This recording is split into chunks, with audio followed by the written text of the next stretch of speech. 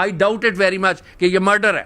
I declare it as a murder. کشتی والا بھی ہو سکتا ہے جو پیسے کھا کے. السلام علیکم جی، میں ماریہ علی، آپ دیکھ رہے ہیں میرا چینل. 1 منٹ میں پورا خاندان تباہ کر دوں گا. کمانڈر عامر کو یہ دھمکی آخر کس نے دی تھی؟ یہ دھمکی دینے والا کون تھا؟ جھیل سیف اللہ میں ایک ایسا خوفناک واقعہ جس نے پورے پاکستان کو ہلا کے رکھ دیا. 1 منٹ میں پوری فیملی جو ہے وہ ڈوب جاتی ہے، لیکن جو زندہ بچ گئے تھے، جن کو پانی سے نکال لیا گیا تھا، ان کو کس طرح سے قتل کیا گیا، ان کو کیسے مارا گیا؟ کیا اس سوات میں یہ جو خوفناک سب کچھ ہوا ہے، یہ حادثہ تھا، اتفاق تھا، یا پھر پری پلانڈ مرڈر؟ ایسا مرڈر جس کی اتنی پلاننگ کی گئی تھی کہ ان میں سے کوئی بھی زندہ نہ بچ پائے. مقتول کمانڈر کے برادری نسبتی مسٹر نوید کا چونکا دینے والا وہ دعویٰ جس نے پورے پاکستان کو ہلا کے رکھ دیا ہے. کیا کشتی کے مالک کو رشوت دے کر جو ہے وہ جان بوجھ کر کشتی کو ڈبویا گیا؟ کیا جان بوجھ کر جو ہے انجن سٹارٹنگ، وہ اتنے اتفاقات کیسے ہو جاتے ہیں؟ اتنے اتفاقات، انجن سٹارٹ نہیں ہوا، اس کے بعد جو ملا تھا وہ وہاں سے نکل کے بھاگ گیا، اس نے بچانے کی کوشش نہیں کی. جن کو بچا لیا گیا تھا پانی میں سے، جو ارد گرد کے لوگ تھے، انہوں نے ایمبولینس بلائی تو ایمبولینس کا پیٹرول ختم ہو گیا. اور جب بڑی مشکل سے جو زندہ بچ گئے تھے، جن کو بیچاروں کو جو ہے فوری طبی امداد دینے کی ضرورت محسوس ہو رہی تھی، اور بار بار پینک ہو رہا تھا کہ ان کو بچا لو، ان کو بچا لو، ہسپتال جاتے ہیں، وہاں پر کوئی عملہ موجود نہیں ہوتا. تو یہ اتنا اتفاق تھا یا یہ ساری چیزوں کو اتفاقات بنانے کی سازش اور کوشش کی گئی؟ آج کی ویڈیو میں اس کا پوسٹ مارٹم کرتے ہیں. ریکویسٹ ہے جی، چینل کو سبسکرائب کریں اور ویڈیو کو آپ نے آخر تک ضرور دیکھنا ہے. ایمبولینس میں کیا ہوتا رہا تھا جی؟ ہسپتال پہنچنے پر کوئی ڈاکٹر موجود نہیں تھا.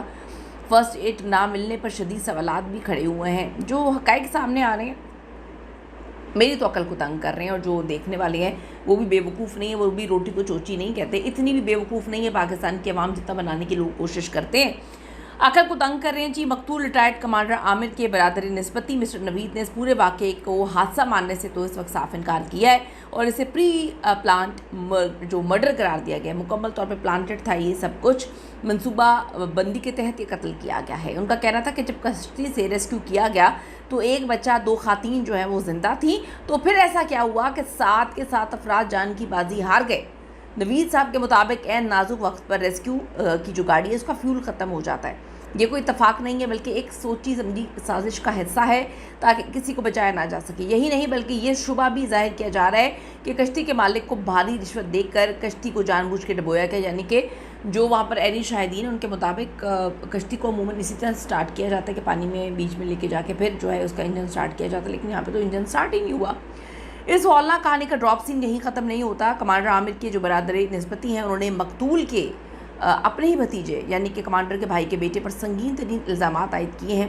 الزامات کے مطابق اس بھتیجے نے مرحوم کمانڈر عامر سے زبردستی ان کا فارم ہاؤس جو ہے وہ چھینا ہوا تھا، اور وہ پہلے بھی کمانڈر عامر کو سنگین دھمکیاں یعنی کہ مارنے کی دھمکیاں دے چکے تھے. یہ جائیداد کی تنازع نے 7 معصوم جانیں لے لیں. کیا یہ سچ ہے؟ اور ظلم کی انتہا دیکھیں، جب متاثرین کو ہسپتال پہنچایا گیا تو وہاں پر ایک بھی ڈاکٹر نہیں تھا. پہلے ایمبولینس میں پیٹرول نہیں تھا، اور اس کے بعد عملہ ہی نہیں تھا. فرسٹ ایڈ دینے کے لیے وہاں پہ کوئی بھی موجود نہیں تھا. یہ اس وقت خبریں سامنے آ رہی ہیں جو وہاں کے صحافی ہیں. اعلیٰ سطح کی تحقیقات کا آغاز. پولیس اور حساس اداروں نے مسٹر نوید کے ان چونکا دینے والے بیانات اور الزامات کے بعد جھیل سیف اللہ واقعے کی GIT کی تحت تفتیش کا دائرہ وسیع کیا ہے.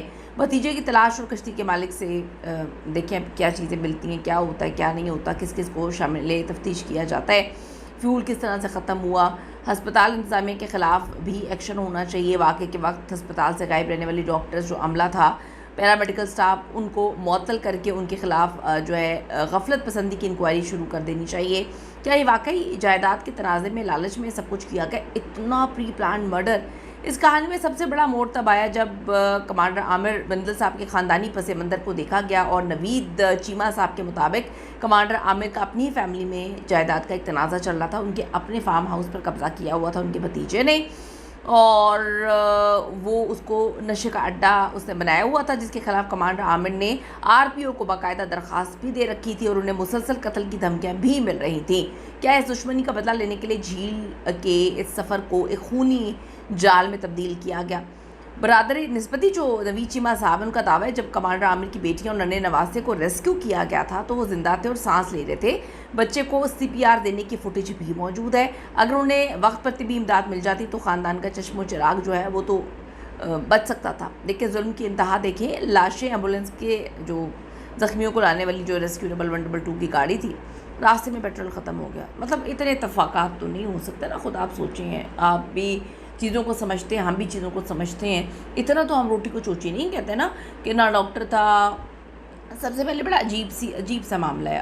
یہ تو ابھی کہانی انہوں نے نکال کے سامنے رکھی ہے. سب سے بڑا عجیب معاملہ جو ہے وہ یہ نکل کر سامنے آتا ہے کہ وہ انجن والی کہانی کہ جی انجن کشتی کا پانی کے بیچ میں جو ہے جا کر وہ سٹارٹ کیا جاتا ہے, انجن سٹارٹ نہیں ہوا. ملا جو ہے وہ چھوڑ کے بھاگ گیا. ملا جو ہے اس نے ان کی مدد نہیں کی. بہت ساری چیزیں جو بڑی مسٹیریس ہیں. پھر جو ارد گرد کے لوگ تھے وہ بڑے اچھے تھے, انہوں نے پانی سے نکالا. ریسکیو 1122 کی گاڑی کا پیٹرول ختم ہو گیا. پھر بڑی مشکل سے پتہ نہیں کیسے ان لوگوں کو وہاں تک پہنچایا ہوگا, کیونکہ ہر بندہ تو نہیں بکتا نا, ہر بندہ تو پیسہ نہیں کھاتا. لوگوں نے اللہ کو بھی جان دینی ہوتی ہے. وہاں جا کے عملہ ہی نہیں تھا. تو یہ بڑی عجیب سی, کیا یہ اتفاق ہے یا سوچی سمجھی سازش ہو سکتی ہے؟ پلاننگ کا حصہ بتائیے گا. وی چیمہ صاحب نے کہا کہ میں چپ کر کے بیٹھنے والا نہیں ہوں, اس معاملے کی جو ہے انویسٹیگیشن پوری کرواؤں گا, کیونکہ اس آنے میں میری پوری 3 نسلیں ختم ہو گئی. انہوں نے دعویٰ کیا کہ بڑے بڑے دعوے انہوں نے کیے ہیں. اللہ تعالیٰ جی بہتر کریں ان کے حق میں. ان کی تو پوری فیملی ہی اس وقت تکلیف اور اذیت میں ہے. حکومت سے بھی تحقیقات کا مطالبہ کیا ہے. اور اتنی بڑی لکھی فیملی جس کے پاس دنیا جہاں کا ایک پوری دنیا میں گھومے تھے. والد صاحب خود نیوی میں ہوں, کیسے بیسک سیفٹی کو کمپرومائز کیا جا سکتا ہے؟ کوئی یقیناً پوری فیملی کو گھیر گھار کے ہی وہاں تک پہنچایا گیا ہوگا, ورنہ آپ دیکھیں لائف جیکٹس اور ہر چیز. ہائے ہائے کیا کہیں. آپ کے خیال میں کیا واقعی یہ ایک حادثہ آپ کو لگتا ہے یا جائیداد کے تنازع کا ہولناک انجام؟ کامنٹ ضرور کرے گا. سی یو دا نیکسٹ ویڈیو لانے کے بعد.